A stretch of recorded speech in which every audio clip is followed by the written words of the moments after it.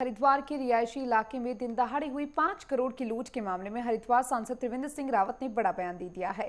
उन्होंने पुलिस की कार्यशैली पर सवाल उठाए। त्रिवेंद्र सिंह रावत ने कहा कि हरिद्वार पुलिस कई दिनों से अपनी ड्यूटी से इतर काम कर रही है। उन्होंने हरिद्वार एसएसपी से फोन पर भी बात की।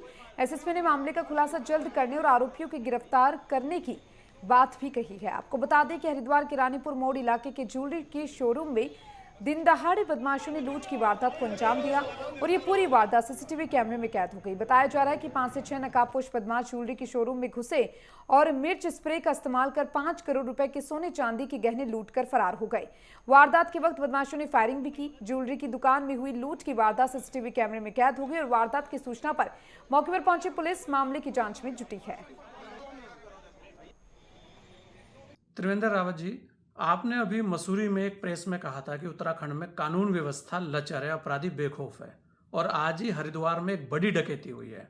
ऐसा बताया जा रहा है कि वहाँ 5 करोड़ के लगभग की डकैती बताई जा रही है और दिन में लगभग 2 बजे वो डकैती हुई है। क्या कहना है आपका इसका, क्योंकि आप वहाँ से सांसद भी हैं? देखिए, मुझे इस बात की चिंता बहुत दिनों से थी, क्योंकि मैं ये अनुभव कर रहा हूँ कि पुलिस की जो ड्यूटी है, जो उनकी पुलिसिंग है, वो जहाँ होनी चाहिए उसके इतर कहीं और काम में पुलिस लगी हुई है। और इसलिए मैंने ये बात उठाई थी। आज मैंने हरिद्वार के जो एसएसपी हैं उनसे बातचीत की है और उन्होंने मुझे आश्वस्त किया कि हम बहुत जल्दी उन अपराधियों को पकड़ लेंगे। उन्होंने कुछ गिरोहों पर शक भी प्रकट किया है, तो मैंने उनसे कहा कि भाई आप इसको करिए और ये स्थिति ठीक नहीं है। और मैं समझता हूँ कि अभी 2 साल पहले लगभग जब राष्ट्रपति देहरादून में आई थी, उसी दिन, और वो भी बिल्कुल सुबह 11 बजे के करीब, 10 बजे के करीब, एक बहुत बड़ी डकैती देहरादून में हुई थी।